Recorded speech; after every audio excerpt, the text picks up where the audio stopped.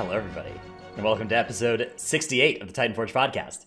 My name is Dratnos, joined by my friend Trell. Hello, everybody. And our friendly neighborhood chicken. Yo, what's up? We're back. Welcome. I got bullied into buying this chicken hat, so we purchased it. Would you like to tell? Is that the whole story, or is there more to it? I was asking my chat what I should buy for channel point rewards, and they told me that I should buy this chicken hat. And then I said, "Why would I want this?" And then they bullied me into purchasing it. So now we're here. Okay, very cool. Thank you, Tettles. Man of the people. Yeah, I am a man of the people. They also had me draw Dratnos fighting jellyfish too. Oh, cool. Yeah, it's been a blast from the past, really, the whole week. I got a DM with that video, Dratnos. And then it was like, oh, this is great Twitter content. And now, next thing you know, my sub alert is Dratnos fighting jellyfishies. Dude, you gotta get them sometimes. I respect that. Okay, so this week our actual topics are going to be pre-patch, now that it's here. We'll talk a little bit about our experiences, how they've been playing in pre-patch and stuff. We'll talk a little bit about Legendaries, because those have... We knew that they were going to be buffed, but we didn't know to what extent they were going to be buffed last time. And now we do, so we can talk a little bit more about that. And that's kind of... It's going to be mostly a kind of chill vibes episode, where we talk about those topics, maybe we go on a couple tangents, and then we get out of here. So it might be a little bit of a shorter episode compared to our 2-hour marathon episode that was last week. But we do have some exciting news. That is, we have acquired some beta keys, and we will be giving them away. We will be giving away some beta keys to you, the listeners. We will be doing this through the Titanforge Podcast Discord, which we will have linked in the description of this video, the description of this podcast, if you're listening through it on iTunes or whatever. We'll link it in Twitch chat now, hopefully. And if you're interested in joining this giveaway, we will start it probably on Sunday, so the time this comes out on YouTube and iTunes and stuff, and it will probably run until about Wednesday. And then we don't want to have it going too long, because we want beta people to get into their beta access soon. So that's the plan for how we're going to do that. We have 50 keys to give away, I think. So reasonably good odds if you're interested. We'll have information. We'll probably send out one ping in the Discord that explains how to join. So make sure you check for that tomorrow or on Sunday, and that will be how that happens. There'll probably be a role or something, and then a channel you join, and then a command you type, and then once you've done all those things, you'll enter. So that'll be sweet. Thank you, Trell, for obtaining those for us. Yeah, Trell Nope. Yoinked some keys for us, so nice work. Clutch. Thank you. Thanks. I didn't know I could, but apparently my cloud has brought keys to the people as well. Man of the people, Trellski. Very, very epic. This week so there has been a little bit of discussion / drama on Twitter that we don't want to spend too much time on or anything, but we do want to briefly address in a kind of more positive light, I'd say, maybe a more constructive light. So there's been this discussion on Twitter about between Theorycrafters and WoW developers. And if you want to look more, there's some like summary posts on, I think, the WoW subreddit and the competitive WoW subreddit have some posts that you can go to if you want to go and like see the links to all the different tweets. They're pretty well written summaries of the situation. And basically, I think both parties feel a little bit aggrieved, but I think both are, acting with the best of intentions at heart. And I agree. I think we have some suggestions maybe for different actions that could be taken that would maybe help out here. Like I think some models that some other games use are like patch notes style things where you have an explanation for every change that's being made. Particularly, I think when we first got the big hit of Shadowlands new information about how spells were going to work, I think that really everybody could probably benefit from that having a little bit more, like if you put some work into putting an explanation behind every change that goes on there, you save yourself time of everybody then asking why this happened and coming up with solutions to problems that maybe can't work because the original reason you changed the spell was something that they didn't factor in, right? So If you do something like that, I think it would save everybody a lot of time trying to figure out why something was changed, or coming up with potential solutions to things that are impossible. That would be, I think, my biggest. It's the kind of thing where it looks like it would be more work to annotate patch notes like aggressively and all of them, but I think it would save a lot of work in the long run and really make sure that the community effort isn't focused in like a different place than useful. Yeah, and I mean, part of the problem is that like people are giving a large amount of feedback. Like there is a large amount of feedback that is given, and whenever people don't feel like their feedback is being like well received or received at all, then they get upset. But the developers are like, this isn't even the feedback we were looking for. So maybe a little bit more direct approach of like what feedback you like that needs to be sought after could also be helpful. Because right now, I mean, players are playing beta as a live environment, which is like, we were actually kind of alluding to this last week in our Q&A segment. People play beta as a live environment, and they're trying to test out like what is the best, like legendaries, covenants, conduits, that kind of thing. And they're trying to play their character as it would be played on live. Right. People are, I mean, looking to min-max. They're looking to abuse whatever the most overpowered current talent is, just like they would on a live server, right? That's just how people, like, it's not like they have an obligation to not do that. It's not like they are getting paid to test all the things of the game, right? There are people who do get paid to test out all the stuff, but if you're going to fire stuff off to beta testers, right, they're going to min-max, they're going to optimize, they're going to try and figure out the best stuff to do. They're going to do stuff like put 30 sockets in their gear if they can, which, obviously was what great data has been received from that. I don't know. Yeah, I feel like, if you do that, you could really. I think that a lot of times people make these long theory crafting posts and are trying their best to understand what the goal is, but there's a lot of times where the goal from Blizzard's end isn't actually that clear, and I think making that more clear would help theory crafters give kind of detailed feedback that is aligned with that goal, right? If you make a change and you're like, here's what we're trying to accomplish with this change, right? Then instead of us trying to guess what the goal is and come up with, and then give our feedback that might be counter to that, counter to the actual goal, we could instead be like, all right, look, given the constraints you've given us, right, given you're trying to change this ability in this way, here is the new set of problems that has been introduced, and so here's the way this ability could work that gets us both what we want, right? I mean, I've given a lot of feedback for Balance Druid specifically. Like I write the Wowhood guide for Moonkin. I do a lot of Moonkin theory crafting. Like I've given a ton of feedback over patches and expansions about where I think that the state of Balance Druid should go. So like, yeah, if I had better direction as to what the developers thought of Balance Druid and like where it should potentially land, then I could give more well-defined inside of scope feedback for what they're looking for. Because like right now, I think the issues of Moonkin are like, I think that Starfall not being stackable is a problem, but the developers may think that they don't want Starfall to be stackable because of like AoE capping and like the current state of the game. And it's like, I don't know how they actually feel about Starfall, but I know from a player perspective, stackable Starfall, like only being able to place one at a time feels like shit. So I don't really know what to say. It's just very convoluted in how communication goes between people that test and the developers themselves. And I think that's pretty apparent with the tweets yesterday. And I don't want to get into the tweets specifically, but I myself like to give feedback because I want to make the game better, as does anyone else that tests beta or does anything out there with Theorycrafting. But it's hard to find the target of what they want us to test, like we just talked about. And also, you kind of just have to guess when you submit a bug report. You kind of have to think, will this actually make it to any kind of eyes that will read it or listen to it? And that's the same as like posting on the forums or tweeting at Warcraft devs or tweeting at Watcher Dev. And it seems like something goes through from all those different platforms to the developers at one time or another, but it's kind of a toss up of what actually goes through and when.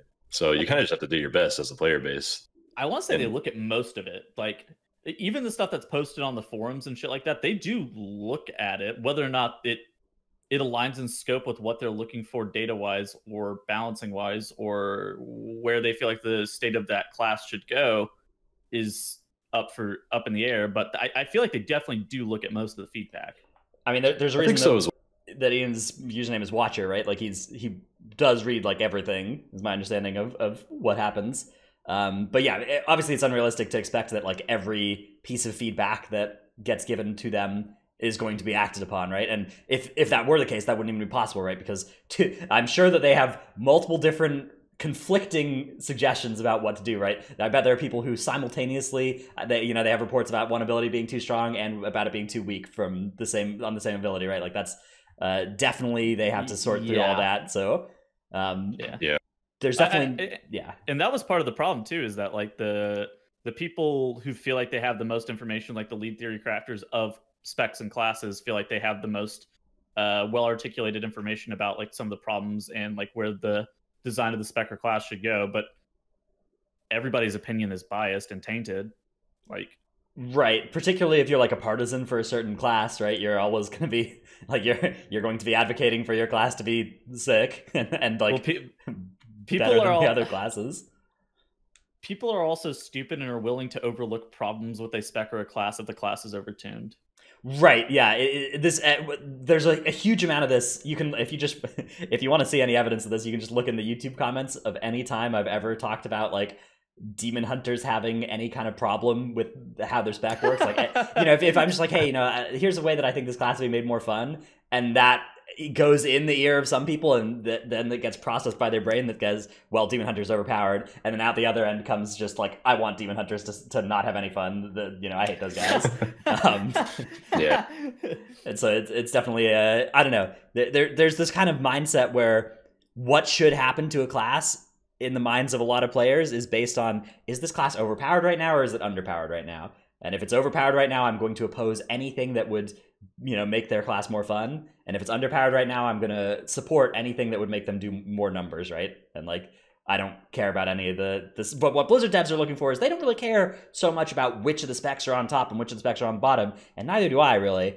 They are trying to optimize for, and I think it would be best to optimize for as well, it's just like how fun the specs are, and then keep them within a fairly tight band. And it doesn't really matter which one's the top one, which one's the bottom one. Just get them to within a close enough range and make sure they're all fun. And something's got to be the best spec, right? That you can't avoid that. There's always going to be a best spec. Literally, there's always going to be a top. There's always going to be a bottom. It's right. 100% how it always is. So just I mean, it's important to keep that in a narrow band though. Something like tanks in 8.3, nice, nice range there. 8.3 DPS though is like the worst that we've seen in such a long time. Well, I went back and did we talk about this last week? I was talking about Hellfire Citadel Survival. And like Hellfire Citadel Survival obviously got gutted, but like even then, it's like class has been balanced close for a while. Yeah, one or two outliers that are really far down does not make a bad balancing environment, but it's more like I think if particularly if there are outliers on the top end, or if just there's a huge range between like the 75th percentile spec and the 25th percentile spec. I think that's when we got big problem. All right, I think as long as everything's within that number, and also every spec feels good to play, and every tank can hold threat. I think that's important as well. Yeah, threat is definitely not threat's the kind of thing where like it shouldn't come up unless you're like kiting or not pressing your damage buttons right, or like something should go wrong for threat to become a huge consideration. IMO. You should actively not be hitting the mobs for threat to be a problem. Yeah, I mean like it shouldn't be a struggle to be doing your normal rotation and be making threat on mobs. I think that's particularly like when it affects 4 out of 6 tank specs and 2 out of 6 are just totally fine. And they're just like, yeah, I mean, that's kind of what it's been like in BFA, right? Where prop warriors are just like unaffected by threat and everybody else really cared about it at different times. And in Shadowlands and in pre-patch, it looks like it's going to be like demon hunters and paladins that can do enough damage to avoid threat being an issue, and everybody else is Dude, like I actually don't mind whenever like a tank will randomly heroic throw a mob and tag it into combat, and I already have a starfall rolling. Of course I'm gonna rip threat on that whole entire pack. It's literally just a fucking heroic throw. Like I don't expect them to like generate threat like that. That's obviously on the tank, but I don't know, dude. I read the tooltip of heroic throw and it says it generates massive threat. Massive amounts of threat. Yep, it is massive. So maybe Blizzard needs to rethink their definition of massive. Yeah, like everything we're complaining about, it just comes down to communication. Like tooltips don't communicate very much info on that specifically. The direction of threat changes. They never really, like they did say they changed threat at the end of Legion because of the kiting problem in Mythic Plus. But since then, they've like buffed threat and then removed those buffs, the borrowed power. They did it at some point. They changed threat and they added the hit nearest target mechanics because of the kiting meta in Mythic Plus. Okay. Yeah, so right now in pre-patch, it actually threat feels fine though, right? Because like we've got there's still the threat bonuses from having our 3 minor essence slots. I don't know if you guys remember this, but there's a huge threat multiplier they added because tanks were losing threat, and they added it based on how many minor essence slots you've unlocked. And so we still have that, but we're gonna lose that in Shadowlands. So the tank threat multiplier is gonna go way down once we take off our necklace, and that's gonna be when the threat problems I think start. Yeah, so that's what I was going to say is we had that borrowed power threat from the Azurite stuff, or the necklace, I mean, but there's just been no communication since the end of Legion on what direction they want threat to go. I think they just added that as like as a temporary buff and maybe forgot about it or something, but I wouldn't even say that if I knew what they were intending, because I'm just speculating. Yeah, it's the kind of thing. It's just a communication thing. Yeah, like if they, it's a question of like, are they aware that threat is like this on beta? Or are they unaware? Like, are they aware of this and it's intended? Or are they unaware and like giving a lot of feedback about it would cause them to change what it's supposed to be like, right? Because like knowing which of those 2 states we're in affects what kind of feedback we should give, right? One is just like hey, I disagree with this, but that, and you don't need to keep going on about it, making examples about how it exists, right? You don't need to prove that it's there. And the other one is like checkpoints, bro. Yeah, exactly, right? It's like let me know what the playing field is here. Do you know that checkpoints are a problem, or do I need to write more feedback about checkpoints? I know, right? It's like, when do I just keep submitting the same bug? Like, there's no checkpoint after this boss? I don't know. Dude, on a happier note, though, one massive bug in M+ did get fixed. Machimba the Embalmer. Oh my god! Is now no longer buggable. Yes, that has been fixed. That has been fixed. You can't bug out Machimba anymore. So that bug report from 2.5 years has gotten through. And now we I can't believe it. I can't believe hate everything. I hate everything, man. I believe there's probably just a good chance that like some engine change or underlying code change into pre-patch just incidentally fixed whatever caused that. It has to be, right? Like, there's no way they manually actually finally figured out a way to fix that after BFA ended. There's absolutely no fucking way they intentionally did that, because especially since there's stuff bugged right now that like Waycrest Manor bosses are natively like just in combat, so Starfall will randomly tag Triad or randomly tag Rawl. So if they're going through and they hotfix fucking Machimba the Embalmer, but stuff like that at Waycrest Manor is actually happening, that would tilt me. But there's no way. I do not believe that. Yeah, it's pretty funny.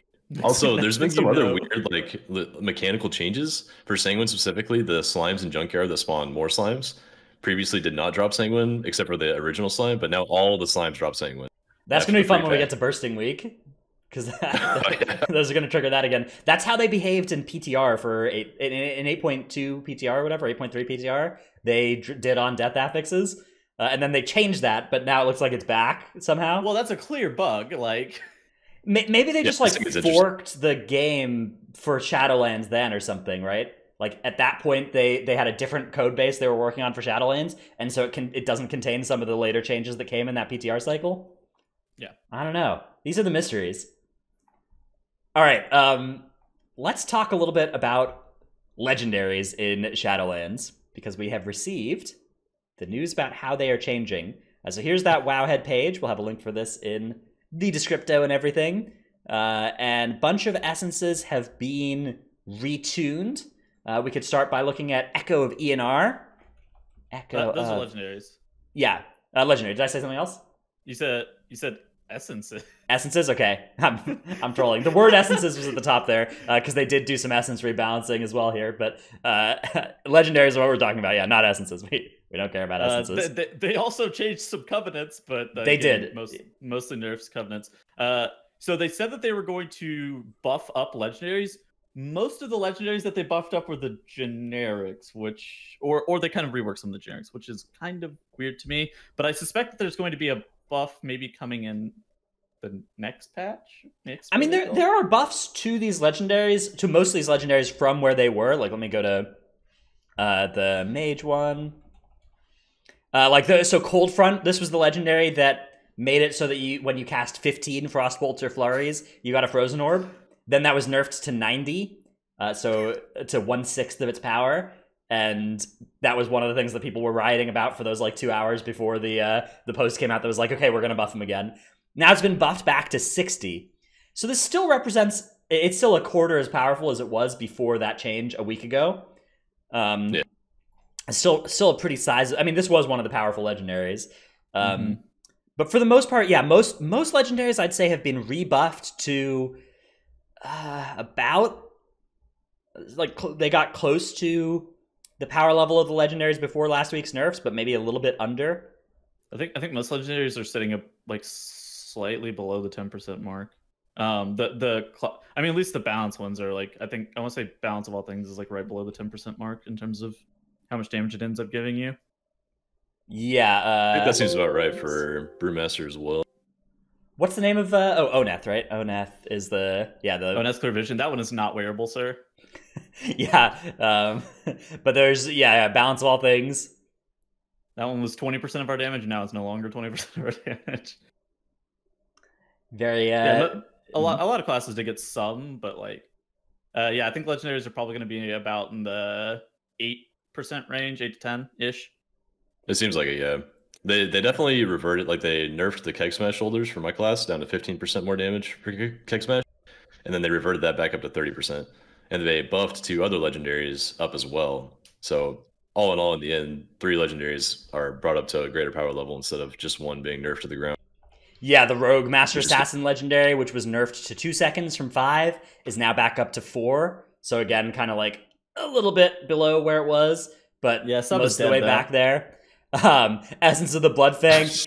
Dude, this was this legendary, they accidentally, so its coefficient was 700.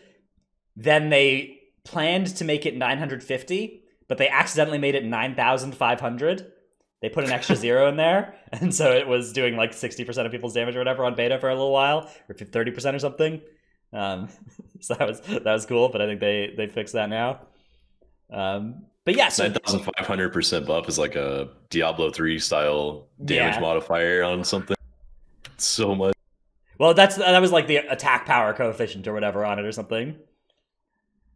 So yeah, there's, I don't know. I feel like these legendary changes are welcome. I think that they're good. It's nice to see them move in this direction. I don't know. I've seen a lot of discussion around these legendaries. People are feeling pretty underwhelmed by them. I think they need further iteration, and I think that the underwhelming thing, I think we're going to talk about that in a second. Let's hit on Echo of Enar, Third Eye of the Jailer, and Vitality Sacrifice, and we can talk about. Okay, so these are the generic legendary effects. Yeah. Echo of Enar is summon a spiritual familiar to your side, increasing your damage and healing by 5%. Your spells and abilities have a chance to send an echo of your familiar to 3 nearby allies, increasing their damage and healing by 5%. For 15 seconds. And so it gives you a instant cast, or is this an instant cast ability, or is this just a passive 5% damage and healing buff that you just always have? I want to say passive. It's passive. Okay. I think it's passive, yeah. You have like a homeboy that follows you around. I don't know exactly how he's used though. Okay. So I mean, 5% damage and healing passively, and then buffing your allies for 5%. It seems like a lot of power is put into that one, for sure. Because this second clause, although I don't know, there's kind of this theme in Shadowlands. This is a little bit of tangent, but there's kind of this theme in Shadowlands of these like buffing other people, like your power. Stop that. Makes other people stronger. Right. Stuff now, like power infusion and the Frost Mage one that Frost Mages are swapping with each other. Focus magic. I don't like that. I hate that Boom so King much. Kyrian Covenant, right? Oh, fuck everybody, dude. Literally, just want to. I just want to play by myself. Yeah, I don't know. I'm surprised to see them move in this direction, because I would have thought that these kind of abilities were unpopular, but maybe people like them. Maybe No, nobody likes them.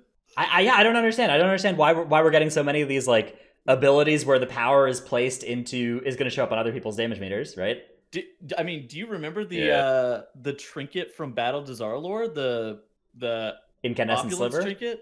Yeah, incandescent sliver. How you had your whole raid wear incandescent, or your whole range group wear incandescent sliver, and it was like that was a little different though, because that powered you up, right? You needed to trick your friends into wearing it to help everybody, right? Is that fun though?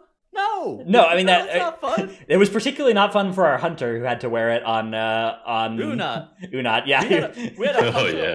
We had a hunter on Unat who sat in their own group, and the whole entire other range stack was by themselves. And it's like, and then you had your warlock group. they're all alone. Yeah, because the warlocks had their little gateway thing they were doing to get over those lasers. Yeah. Nobody likes attaching themselves to other people for damage, though. It's like not fun. I don't know. I feel like that kind of stacking thing is a little bit different though than like when you have class abilities that just are like, hey, this represents 5% of your throughput, but you need to cast it on another person, and for it to be fully effective, that other person needs to be like this spec or this spec, right? And you're just you're like Lively Spirit. You remember that? Innervating Lively Spirit, Paladin, like Legion, Blessing of Might and stuff. It's like, I don't know. I don't know who likes that. The new Retribution aura on every Paladin spec, where as soon as you see your party member's about to die, you have to flip on Retribution aura so you get a free wing. I love that. It's actually pretty funny if you can like snipe people dying. That one I kind of don't mind. I think that's that's kind of cool. Circling back, can you imagine if you have 20 people in your raid wearing Echo VNR? Oh, well, basically everybody who can wear Echo VNR. Certainly, will make the healers do it, right? This is this is a healer legendary that increases DPS players' damage by 5%. That's better than any of the stupid healer things they could be doing. That's unfortunately too good. And it also increases their healing by 5%, right? I don't care about that. Yeah, whatever. Healers aren't people. But like, I suspect that all of your DPS may end up wearing that too, because that's more group-wide damage if your whole entire party is wearing it. Well, I don't know if your individual legendaries are like 8% or whatever. It depends on this proc rate, right? 3 nearby allies? Like, there's no way. Well, what's the proc rate on? It's 2 procs per minute for 15 seconds on uptime. So yeah, I guess that's 5% times. So that's an uptime of 45 seconds of 1 minute 30 seconds per minute. So yeah, this is actually something like an average of 7.5% damage for one player, normalized across all time. But that might hit healers and tanks. But you have a flat 5%. Flat 5 for yourself. Yeah. Okay. So this does seem like it's probably it's probably owning. Yeah. This is probably better than many of the other legendary effects. Does anyone wear that? No, nobody wants to wear that. That's it's tough because like they want these generic legendaries to be good backup options that you can just always use if there's nothing that excites you from your spec. But I do think that they should be worse than the ones that I do think you should use your spec ones, right? Like that. We shouldn't have an expansion where everybody wears Echo VNR and 70 legendaries go unused. Yeah, I don't see how as a healer you're going to wear anything that's not Echo VNR. I agree with that. Really, yeah. I mean, hopefully it gets tuned down or something. Yeah, or I don't know, tune the DPS, tune the spec specific ones to be better than this one. Keep this one where it is as a fallback plan. Or that, yes, that would be good. Third Eye of the Jailer. So killing an enemy grants you the Jailer's Eye, giving you a primary stat buff of 1% for 10 seconds, stacking to 7 and increasing duration as well for each stack. So in like I guess if you're killing stuff frequently enough, I guess you have to kill stuff once per second to sustain this. But primary stat's really good in Shadowlands. Yep. I don't think that this one has a real chance of being something that anybody would use for any actual thing. Speaking of slight tangent here, speaking of primary stat, did you guys swap out your secondary stat gems for main stat gems yet on live? No. Although I do know that you could wear like 2 main stat gems. Yeah, Kraken's Eye and the Leviathan's Eye. Yep, I've done that before. I have not done it on live right now because the content I've been doing on the live servers has been quests for fun and warfronts for fun. So I saw you in a warfront last night, man. Are you okay? I had a great time. I did 2 warfronts last night, and I'll talk a little bit more about that as we get to our tip of the week segment. But first, do we want to cover? Is there something you want to talk about Vitality Sacrifice titles? Trell, please talk about Vitality Sacrifice. I'm not a tank. So this was like a really overpowered legendary, and every single tank class was wearing it for Mythic Plus because every time you encountered a new elite mob, you'd gain like a 22k shield against that particular mob, and you would reflect 22k damage, like the first set of damage they would do back to them. So it was like really good threat, really good survivability, and it would just scale out of control in Mythic Plus, especially right now when we're doing like 15 to 20 keys when stuff dies relatively quickly. So you just keep proccing Vitality Sacrifice over and over. So it really did need a nerf, I think, because people want to use their class-specific legendaries like we were talking about. And I think they did a good job reworking it, so it's going to scale better, and it's not overpowered. So now it just gives you stacking damage and healing increase on yourself. Yeah, so this can increase you or get you to 9% damage and healing buff for 20 seconds if you're taking a lot of damage, but only for 20 of every 30 seconds as well. Yeah, so there's a gap in there. I think it could be really good. It might be bad now, but at least it's looking to be more balanced overall. Yeah, I think this is a reasonable spot for a generic tank legendary to land. So I like that. All right. Let's talk about tip of the week. Unless you want to cover these questions at the end of this segment, Pills. You were alluding to. I said that I want to talk about it in a little bit, but I guess we'll talk about it now. Okay, you were alluding to the fact that people are feeling like their legendaries aren't as impactful for the class as they otherwise have been previously, and people were upset. I would say people are underwhelmed, and I think that the main reason I'm seeing people being underwhelmed is that they have played with most of these effects before. So not these generic ones, but like interesting. I think that people are feeling not excited by these legendary effects because 90% of them are old tier sets, old legendaries, old BFA effects or whatever. Not many of those actually, but mostly just old legendaries or old tier sets. I don't know, but they're also almost all worse than they were the first time around, right? Like they're weaker versions of old effects. Some of them, I actually think so. Yeah. So I'm completely opposite. I wish I could use the Keg Smash shoulders that are exactly from Legion that are in Shadowlands, but I can't because they're just not the best option for me in any content, I don't think, at the moment. Yeah, I do not have a I don't particularly feel that way. I'm pretty positive on Legendaries, but every time I talk about them in my stream chat, there's always people who are disappointed by them. For me, the fact that you can like put them on whatever item you want, put whatever stats you want on them, put whatever effects you want on them is like so cool that I'm super sold on the whole thing. Like the fact that they're like slightly weaker versions of Legion legendaries doesn't bother me too much because it's a new expansion. It's whatever. I'm actually right there with you. I'm actually kind of sold on these legendaries. The effects, if you're complaining about the effects, I think that's a different complaint than what I would normally end up giving to these. Yeah, so I think that is a reasonable complaint though, is that like, hey, these 90% of these effects are ones we've seen before, right? The Pillars of Dark Portal, this isn't new, right? These aren't new effects, and I think there are some people that want there to just be new stuff and don't care as much about the balance side or the can we acquire how do we acquire these things side, right? They just are looking for something exciting to read and play with. I actually think there's a good point, Twitch chat. It's like maybe it is fine to have outliers since these are all deterministic and we actually have choice over what we're wearing this time. Yeah, exactly. Like because we can craft these, to me it doesn't matter as much if there is one that's really bad or whatever, because I can't get that. Like in Legion, I was playing Arms Warrior and Emerald Nightmare, and I got Agrimar's Stride, and then Cephas' Secret, and then Pride before they buffed those two. So yeah, I didn't put on Cephas at the time because it was barely an item level upgrade, and it was a damage loss because it was crit heavy, and my spec crit was the 0 DPS stat for Arms at the time. So I was wearing one legendary even when I could wear two, and I dropped Pride and it was like a minor upgrade, but it also had a lot of crit on it, and it was not buffed to the state it was in. So I was like, this is I literally had 3 legendaries dropped for me, and I was wearing like one, and I would sometimes put another one on. And I was just like, what is... this system is dumb. But none of that will happen in Shadowlands. To me, that felt like there was an actual reason for generic legendaries to be in the game because they were not deterministic. Now, there are deterministic acquisition portions, so I feel like legendaries are allowed to be overtuned, and generics should not exist because you deterministically are able to decide what you're getting.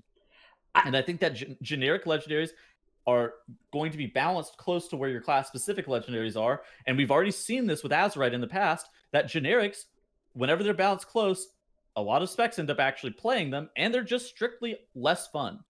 Yeah, so examples of this are like Heart of Darkness, Gortul's Mantle, Swirling Sands. Yeah, Swirling Sands. Or Bloodborne Infusion, sorry. Gortul's Mantle. I was like, wait. Bwansamdi's Bargain or whatever. I forgot what that thing's called. Treacherous Covenant. Sorry, yeah, Treacherous Covenant. Archive of the Titans. Laser Matrix before they nerfed it. Yep. What was the one in Eternal Palace? There was the group buff one. Yeah.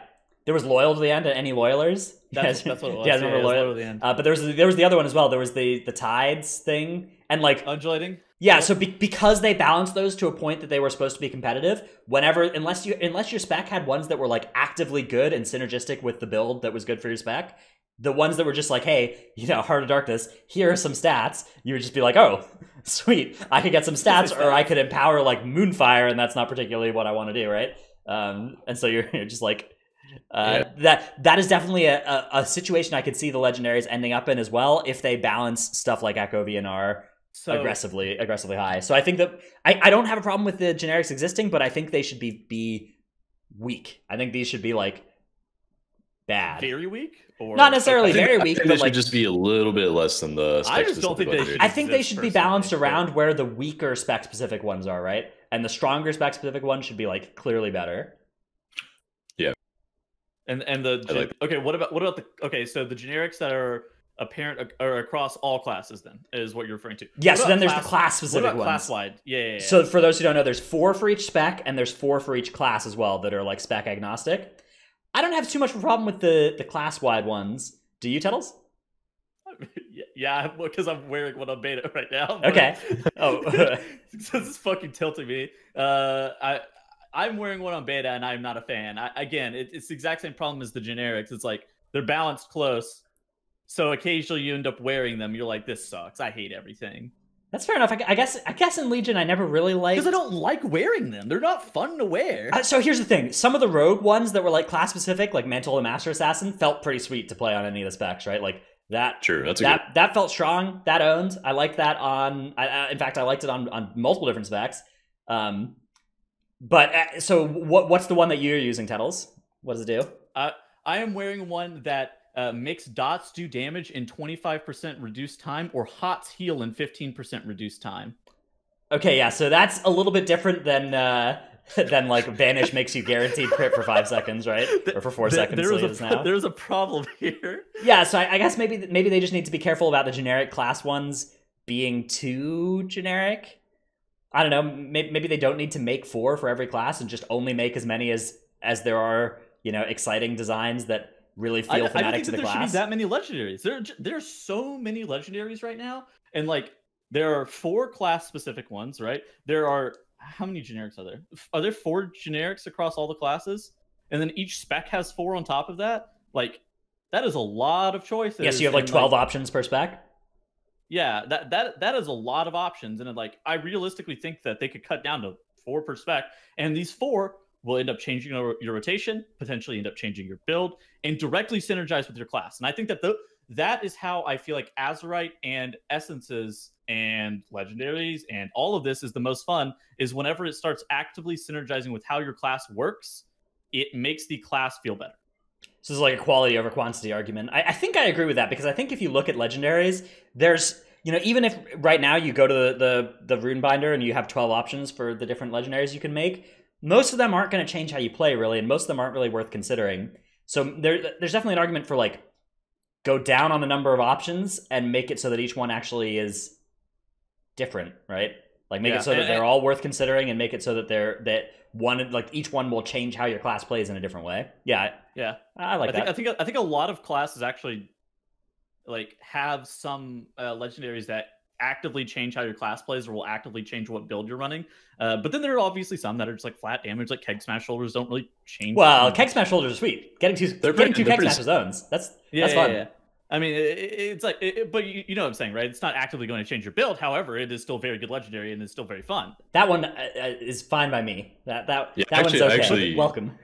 I think that one's actually like the game changing one for me personally. But I see where you're coming from. But yeah, it doesn't actively change how you play. It does. Well, getting 2 charges of his spell is powerful. Okay. Anyway, maybe that's a bad example. I think the better example is like your dots heal for 15% more, and your dots deal 25% more damage or whatever. Like that. That's a case of like this only changes numbers, right? But even adding an extra charge or something of the right spell, a spell as important as Keg Smash can be a pretty game changing thing for feel. Yeah, I do think that there are actually a lot of really good legendaries. I think that the generics and class-wide ones, like overpowering them, is problematic. Unless it's like, of course, Mantle the Master Assassin is fucking sick, but yeah, that's a case of like a class-specific one that, again, I think there's no reason that Mantle the Master Assassin couldn't be just like an assassination-specific one, but it works for all 3 specializations either, right? Yeah, that's true. They could just code it or put it in as one of the and those are kind of always a little bit weird though. Like if you remember stuff like Light's Decree, which was a Ret specific Azerite trait that was BIS for Holy Paladins, and so Holy Paladins needed to swap specs to Ret so they could see it and select it, and then swap back to Holy to use it, and that caused a tremendous amount of confusion over the over the entirety of the thing. Well, this is craftable legendaries and not I have to be a specific spec to even be able to select something in the Azerite Forge. Right. All right. Oh, yeah, that's right. Let us move on to our tip of the week. My tip of the week is that if you are doing the Arathi Warfront, and you're doing this on Heroic, and you really want to avoid winning by accident, you need to be really careful to not capture Valor Call Pass or Northfold Crossing if you're Alliance, because if you accidentally capture these and you build one or more Demolishers, your NPCs will eventually win the game for you, despite your best efforts. You can reset the boss. You can reset the boss once, but after you've reset Terralion or Liadrin once, you can no longer reset them. They will run around the middle of the map and die to your NPCs, regardless of how hard you try to not win at that point. Even on Heroic. This happened to me on Heroic. So be really careful to avoid capturing that last flag and or never build the Workshop or Demolishers, and you can avoid accidentally winning this if you're trying to not win. Despite my best efforts, I won a Heroic Warfront, and that was really obnoxious yesterday. What are you talking about? Why did this come up? Well, so here's what happened. The expansion has not come out yet. Why is this your tip of the week? My friend THD needed an achievement for killing all the rare spawns in Arathi, and the way it works is that they won't spawn the same one twice in the same Warfront, and he needed just one of them, but so the plan was to go into a Warfront and just wait until it spawned, right? Because it just spawns one every 10 or so minutes with a little bit of variance. So you need to make sure you don't win, because if you win and you go in again, you add back in all the rares you killed that time into the pool. And so this happened, and it caused us to take an extra hour doing this on Heroic as well. So yeah, that's my tip of the week for anybody hunting that achievement in the Arathi Warfront. So fucked up. Man. I don't think we can follow that tip of the week. That was just so important for any players out there that are still doing Warfronts. There's at least several of them. There are dozens of us. Dozens. Trell, what is your equally as important tip of the week? Well, mine's about an add-on. So there's a ton of potions in Shadowlands. I think I have plans to use at least 5 of them in regular use in Raid and Mythic Plus. So with all the new keybinds that you need for every spec, with all the returning general abilities and specific covenant abilities, you got to use Opie or something at least to manage a lot of things like this with potions. You don't want to really click your potions if you can help. So assign some keybind. Mine is tilde on my keyboard to my Opie wheel for potions, and then you just slap these potions in there and you can move your mouse to actually use one of them. Yeah, Shadowlands in general has more binds than BFA by quite a substantial amount. So if you are a player who has, when Essences came out in 8.2, you were like, oh god, where do I put these? I don't have enough binds. You're in for probably a UI rework to add some more keybinds to your character entirely going into Shadowlands. Using stuff like Opie for your potions can help you narrow that down. You can use Opie for some other stuff as well. Even some class abilities can sometimes be put on Opie. Put if you have mass res and res bound, and you could put those both on an Opie wheel, and along with some other utility buttons that you don't need to press that often that quickly. If you want, you can also bind all your potions separately if you have enough binds. Something like Alt 1 through 5 or whatever is an option for doing that. Modifier keys in general, if you feel like you're running out of keybinds, modifier keys are usually the best way to dramatically add a bunch of new sets instantly. Yeah, or for world markers, like someone in chat mentioned, that's another good one for Opie. I have another Opie wheel specifically for just random stuff that I use out of combat. Yeah. Like repair mount, repair hammers. Man, the words are escaping me. Like swimsuits target from BFA. Dummies. Target dummies to taunt Urgroth. Kyrian file, health potion, health stone. I do not like Opie wheeling those things. I hate it, but I don't have enough fucking binds for all 3, man. I don't know what's happened. I've literally run out of fucking binds at this point. But I'm no longer Kyrian, so we're good to go. Yeah, dude, that's a strong argument against Kyrian. I can't be Kyrian because then I need an Opie wheel. Yeah, because I use H and Shift H for health stone and health potion, but there's it's clearly bad, right? H and Shift H? Wait. Yeah, dude. I guess it isn't that bad. That's not that far. I'm not going to argue. It is absolutely awful that I would have needed an Opie wheel for Kyrian, but I was like, I don't know how to have all three of these bound and not just macro some of them together at some point. Yeah, okay, so macroing together your health stone and Kyrian potion or whatever is not the worst thing you can do, but it is not great. Yeah, like it's better than not using them, which I think there are some people out there that just hear that it's bad to do that and then just don't bind them or whatever, and that's worse. You know, macroing them together, if that causes you to use them more, is an upgrade, but the best practice is to have everything bound separately, because there are times where you just want to fire off one of those and you don't want to use your cooldown on all three. However, if I needed all three of them, that was in fact going to be an Opie wheel, which is better than, in my mind, it's better than... I hate Opie wheels for things that I need to react quickly on. It's definitely better than... I feel like I never have enough time to, like, I agree. I'm not arguing that it was a good decision that was going to need to be made. I actually recently moved my health pot to E. So every single spec I play, health pot is always E. So it's just like the easiest keybind to hit. I don't know if that helps anyone out there, but I think like having 2 easy keybinds for reactive keep yourself alive buttons is really good. Yeah, because your hands, you know, when something is like a surprise reaction, you want it to be a nice close button. Easy for that. E is forward strafe. You're so weird, Tettles. E is his W button for a movie because he plays ESDF. How do you not have enough binds when you're on ESDF? Because I'm a fucking druid player. That's so dude. cringe, man. I'm cringing. You don't understand. Oh, I literally have. Okay, I played Hunter with a pet bar, and Hunter with a fucking pet bar has less binds than druid. All right, dude, calm down. I'm sorry.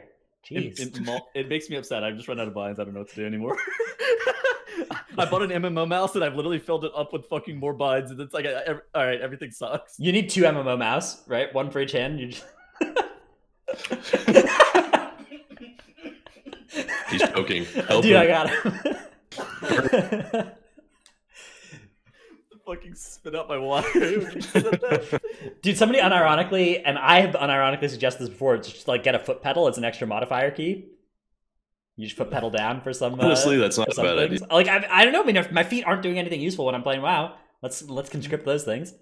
Yeah, mine just flail around. Honestly. Yeah. What do you guys do with your feet while you play? Set it next to this fucking space heater that I have underneath my desk. Nice, nice. Speaking of space heaters, let's move on to our clip of the week, which is not related at all to space heaters. This is a clip from Trell's stream on Aquasur. I'll put on the audio here because it's important. Almost just got Gale sheared off the side. Oh my god, the spinning crane kick? No, man. Are you serious? I can't cast spinning crane kick?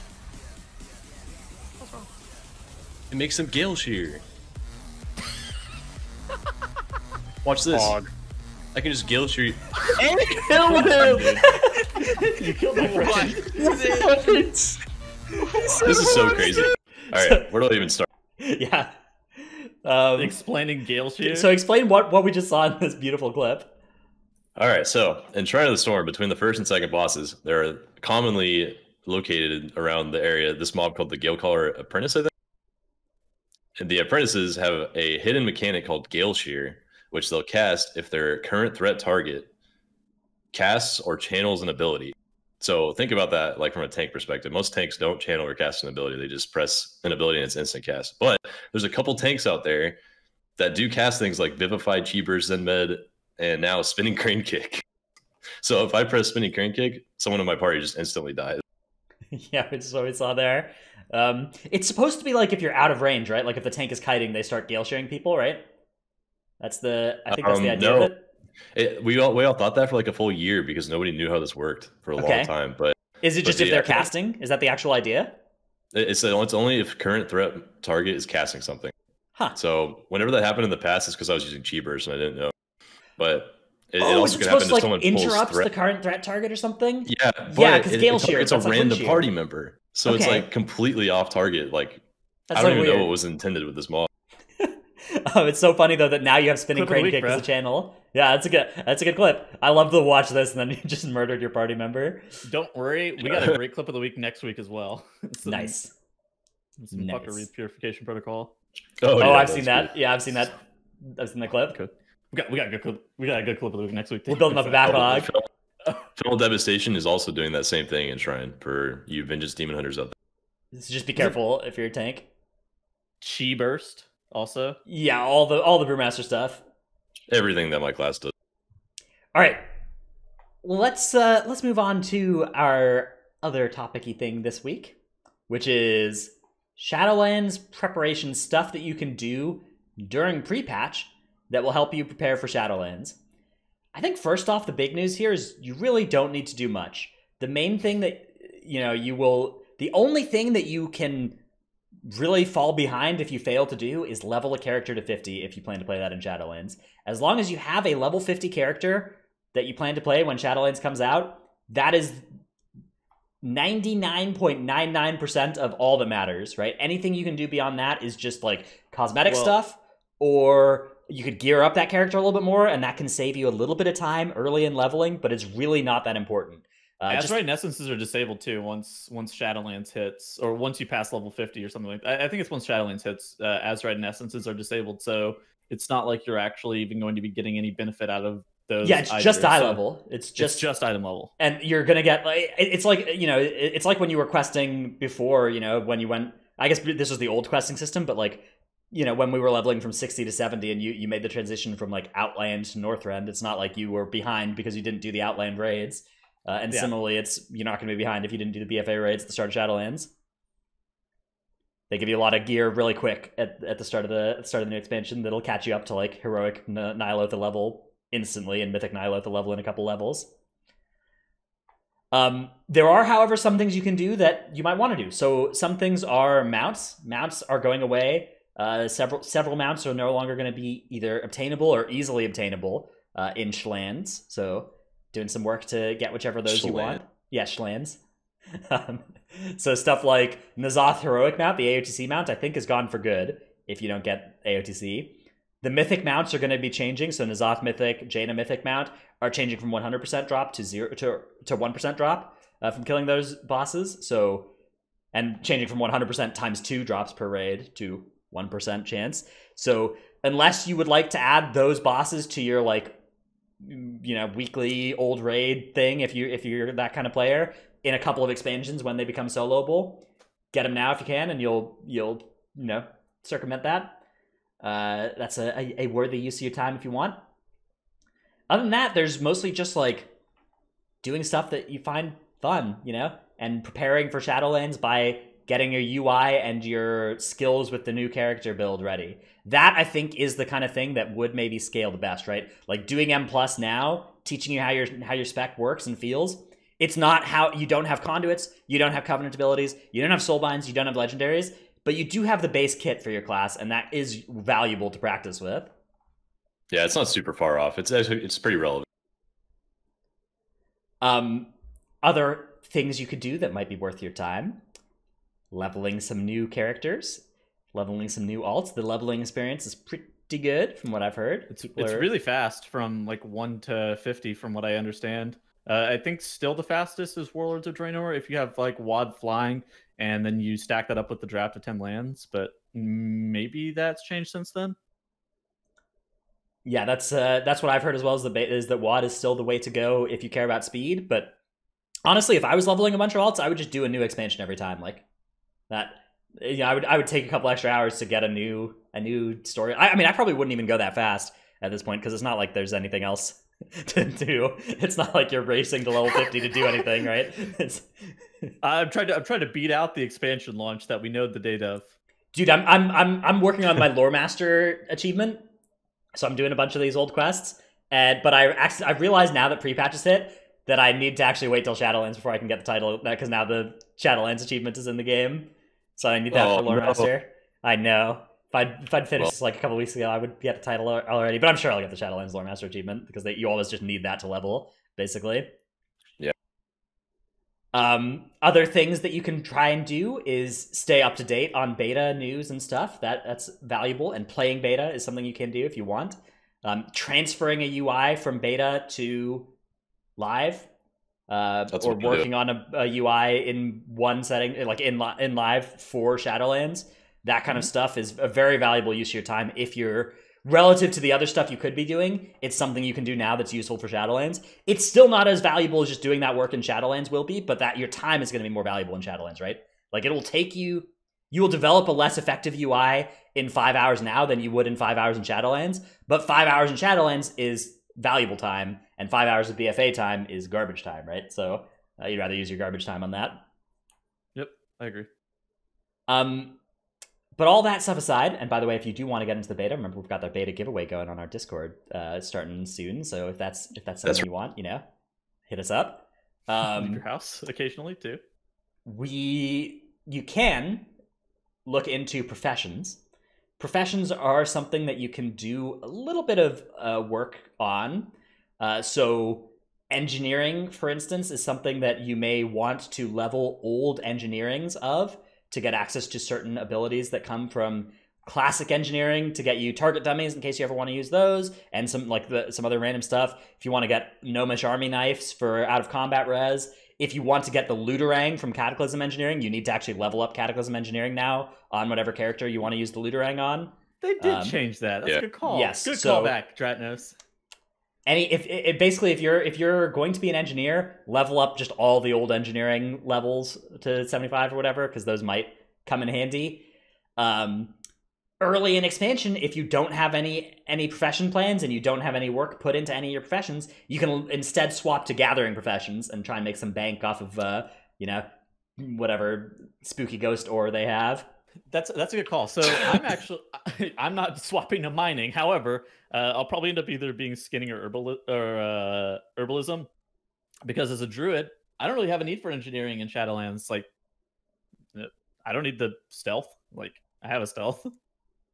Yeah, and you've got the res as well. You already have a B-res. But I do want leatherworking, so I'm either going to be skinning or herbalism. I don't really know which one. I think I'm probably going to end up going skinning, but I'm doing skinning leatherworking on my rogue for sure. I'm keeping engineering and alchemy on my monk, I think. Do you guys know actually if there are any BOP items from crafting professions for raid? I think so. In this last patch. I know there's the engineering helm and the Alkstone still, but I think the like armor crafting professions have them too. Yeah, the armor crafting professions and do. And jewel crafting as well. They also have the shells for the legendaries, I believe. Yes, armor crafting makes the like base leggies that you put your legendary effect into. Inscription has the stats, I think, that are for the legendaries. Those little. Yes, the writ of mastery or whatever, and then the one of the haste and crit and verse or whatever that you put those in with the legendary base. But I think that they also have some BOP stuff similar to what they have now. I don't think Inscription necessarily does, but I think there's a similar set of BOP items to 8.3 ones associated with different specs. So if you're like a 1% high end raider that we all hate, you probably are going to want to be two crafting professions. The 1% high-end raider. It's worth taking into account for sure.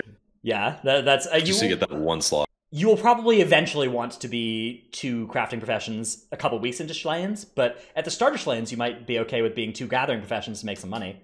So it depends. I don't know. Those filthy 1%ers keep min-maxing and swapping their professions, which goes against my immersion in the game. I wish we were just locked into professions. Absolutely ruining the game for all of us, and they're the reason that covenants are not swappable, and honestly good for us. We are really I think that covenants should not be swappable, and honestly those filthy 1%ers are ruining the thing that gets me is, why are professions swappable? How is it that my character can go from being a blacksmith to a leather worker? I feel like that should be a choice that you make at level 10 and just sticks with your character forever, and my immersion has just been destroyed by all these min-maxers swapping around their professions. I fucking hate you. The other things you might consider doing during Shadowlands free patch: hang out with your guildies and friends, play some other games with them. Make sure that you don't get in this situation. Some number of guilds will have this happen, where Shadowlands comes out and 10 people in the guild are expecting the guild to raid, and the other 10 people who've been MIA for 4 months never come back. That's something that's going to happen to some guilds out there. So you got to make sure you're staying in touch with your guild, even if you're not raiding as much or whatever, even if you're not doing anything in WoW, just make sure they're all alive. And, if you've got plans for Shadowlands, make sure that those are still on. Get a haircut is listed on this document. Tettles, why is sorry, I was listing out. I was listing out the things that I need to do before Shadowlands comes out. Just close online. Graduate college. Yeah. Okay. Well, I mean, those are important things to do before Shadowlands comes out. There. Are you graduating college this winter? Yeah. Wow! Congratulations. Oh, nice grasp, man. Yeah. Call your mom. Hang out with your family a little bit before the expansion comes out. Explain to them that you may or may not be casting the Race to World first over a holiday. TBD. Yeah, I think nobody has any idea when that'll be, right? Mom, Christmas may be canceled. I'm sorry.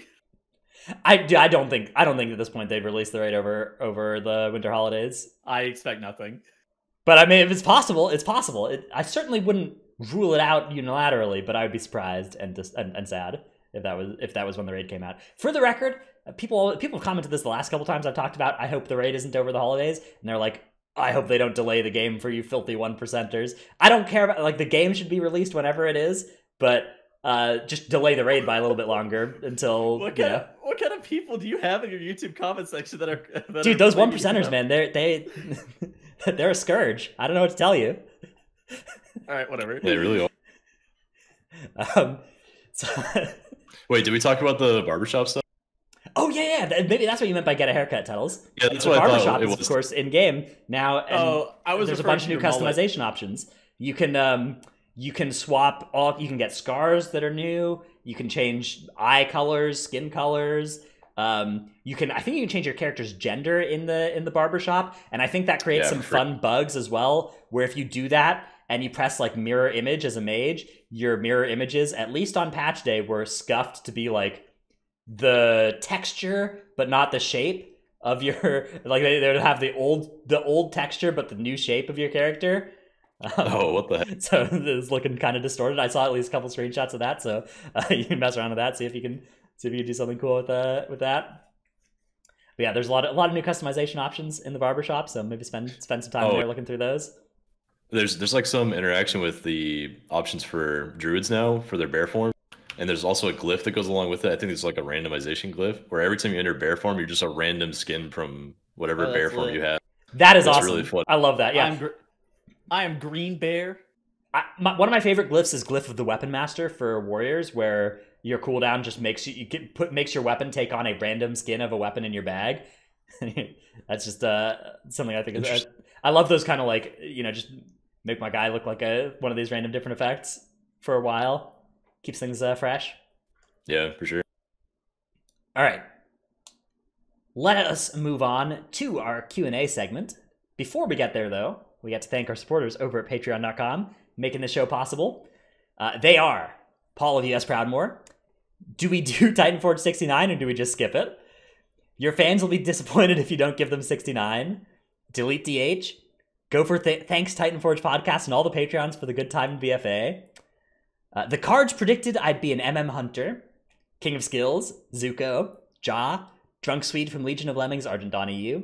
I Wish I Was Dratnos' Dino Pillow, Chromed, Seraphicus, Trekkie, The Marshare, Regulus, Nevernude, Chewy. Tettles invites Trell's all-new fangirls over routine gathering, excluding Dratnos, or Titanforge. I never see you, man. that was a good one. Lufer, Ziv XX, Van Heelen of Second Attempt, Sen of US Kill Jaden, Dazboot, Better Mage Lead Than Tal, brought to you by Dratnos the Excel Wizard, Brad Ceratops, Gino, the 24th best DH on Thrall, Necris, Will Blizzard care about balance, class identity, and agency? Shadow Priests can pump if you chain pull, just give them a chance. Nevuk, Sinmora, Eevee, Frosty K New Meta. Stevenson doesn't like bothering co-workers on the weekend, so if you guys could do it and let Gino know there's no rush on that project at work because I finally got beta access, so I'm taking days off this week. Take Light of the Protector and Enrage Regen off the GCD. Woe Bonesy No Verse, No Trick, Vamp of Stormrage, I Unscheduled to Tettle's Flame, Farewell Balanced Druid, Hello Warlock, Sean, Dymat, Syncope, Gamer Dad in Training, Anubara and Vin, Heltari, Ishio, Dream Team can time any key as long as it's Junkyard, Hanny is going to pump in Shadowlands, Nyx, Xylic, My Brother needs to play more and stop being a noob, Flick thinks Mort needs to reroll from balance, Gallic, Brusive, and Chewy. Thanks all for your support. Let's move on to Q&A. Thanks, everybody. Yeah, there's some good names in there. our Q&A this week, we've got one question so far. Maybe we'll pick up some more from Twitch chat, though. Our first one comes from Foden on Discord. Obviously, the meta will change, but class design won't. Do you guys think this will mean the M+ meta in Shadowlands is going to be restricted to classes with immunities and cheat deaths?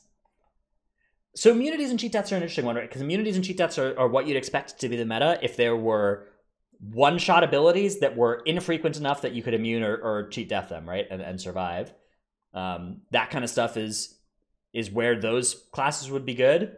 Generally, I think that kind of design is pretty rare for M+, and immunities and cheat deaths are not like a super meta type thing. But the main thing is like if the meta gets to a point where there are like one-shotty boss abilities, you're looking for stuff that has high effective health pools. So stuff like Warlock that just has like a really massive pool of effective health passively, and will survive the one-shots at a higher key level than other specs would, is what that kind of thing would push. What is the Shadowlands meta looking like it'll favor class-wise to you, Trell? I mean, I agree with Jarnos. The meta from going from Legion to BFA to Shadowlands has really gotten away from one-shot mechanics for the most part, which is one good thing about BFA. We kind of got into it in this last patch of BFA because we just started scaling so high and people were doing more damage with corruption, so we just started hitting more of those markers where people are getting one-shot. But it didn't until that point, and I think Shadowlands is pretty good about it so far. Some things are definitely overtuned, and I think it's more of a tuning issue than a design issue. I think once they tune some of this random damage that goes out on party members, like just the base mobs and Spires of Ascension, for example, do this ability called Dark Lash that just destroys anyone it casts on. As soon as that's brought in line, I think it'll be more like BFA, and I am optimistic about it being the case. Yeah, to me, I think the thing that the characteristic that I most expect to be defining of what the high-end M+ meta is the non-target cap specs. I feel like are going to be ones that vibe the most. I don't know if that's been your experience based on beta though, Trell. Has that been something that has mattered to what classes are good in 20s? Yes, I mean right now it's a trend that Mage, Hunter, and Rogue are all just good in different ways every single build. Something is just usually broken or their kit allows one broken trait or legendary to make them excel. But in general, classes that can do uncapped damage in some form or another do better than other classes, yeah, as expected. And ranged also. I would say that like ranged and rogues has been my also like just after tuning into a random sampling of beta streams, the amount of groups that I would describe as ranged DPS players and rogues is pretty much all of them. Yep. I think that Moonkin is actually starting to get a lot better. Shadow Priest seems very good right now as well. Hunter and Mage are definitely outliers. I think Hunter is mostly because their burst damage is so stupid right now. But in Frost Mage like 80%, like 70% of their damage is Lance right now. I don't know if I believe that Frost will go live like that, where they're doing such an insane amount of their damage. Like, I don't know. Maybe they go live it's like hard that. to say. But a lot of the kit does buff Ice Lance, right? And their conduits exactly. and their most of it does. But I think a lot of this stuff will get tuned down at least. Compounding on what Trell was saying, I don't think that we're reaching it. I don't think that we're going to reach a state where stuff is going to one-shot us before, at least in the first patch. I think that a lot of the limitations for keys, especially in the first season, is not going to be one-shots. I expect it to be damage-focused. Yeah, Trash is just getting blown up right now too. Like Trash and bosses, but the time to die on all of it is so low right now. All right, next question comes from Renourish in Twitch chat, who asks, most of the tanks on beta have either survivability issues or aggro issues. Are they going to fix it? Trell. I wish I had an answer for that one. I've reported the aggro thing in so many different ways so many times. All we can do is wait. How has survivability been feeling on a... Okay, so like basically the only tanks I see are Vengeance Demon Hunters and Protection Paladins on beta. How has playing a Brewmaster Monk felt for you? I think actually all 6 tanks are pretty close to balancing right now for the survivability department. Okay. Each of them have their strengths and weaknesses, as always. Each class plays differently and does well against physical damage or magic damage or like sustained damage in different ways. The biggest delta right now is the threat thing. So threat is pretty bad between specs. Only 2 of them can really get their own threat. 4 tanks have to have a rogue or a hunter currently until tuning either goes way down at DPS and tank damage goes up, or if the threat modifier changes. But survivability is actually not too bad. Next question comes from Sphinx Rogue, who says, at Tettles, are you thinking on switching to dwarfs for Stoneform when the raid starts? Well, my guild will not swap to Alliance at all. Like, our GM is very much against it being anything except for Tauren, so there's no chance that we ever go Alliance anyway. So I'm not worried. Dratnos is somebody whose guild is We've unethical. discussed it. We discussed it, and we're probably not going to do it. I'm in favor of doing it if it's sufficiently good. Do you guys have a backlog of gold to be able to swap back and forth? We got quite a bit of gold, yeah. Okay, but basically the limiting factor is so Pop-Tart Corn Dog would never stay Alliance after the. No, of course we would never stay Alliance, but exactly. I don't think we're even going to go whole.